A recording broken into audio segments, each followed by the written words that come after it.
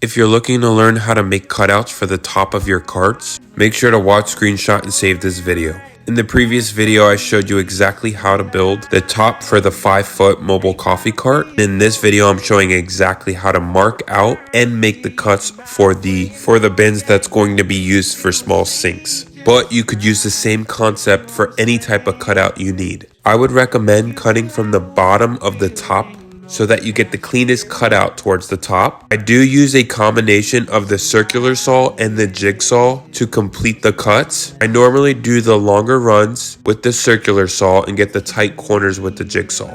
I will say to double check your work before making any of these cuts, as once you make these cuts, there is no going back. Most common cutouts are going to be for umbrellas, knock boxes, the pitcher rinsers, even some circular holes for power cords. Definitely have a plan in place before you make any of those cuts. As you'll notice in the video, I do not have any jigs for this process, and I would highly recommend taking your time when making these cuts. Another pro tip that I could provide is when making your cuts, try to get a snug fit. By doing this, when it's time to insert the bins, the exterior support for the bins will hide any imperfections there may be. You will also notice that I'm using the vacuum continuously, as this does make quite a mess. And if you are planning to make a cart just like the ones I make, be sure not to install any of these cutouts less than 1 inch from the trim, as this is where potentially the front and sides will lie. If you do overcut with the jigsaw, you will need to use wood filler to fill in those small gaps. And in case you are wondering, I would do this step before painting or staining this top. Once you're done making all the cuts, I do use a combination of the orbital sander, a manual sander, and even a sander that gets into the tight corners. And you just want to get it as straight as possible and blend in any imperfections. Trying to get all the cutouts to look the same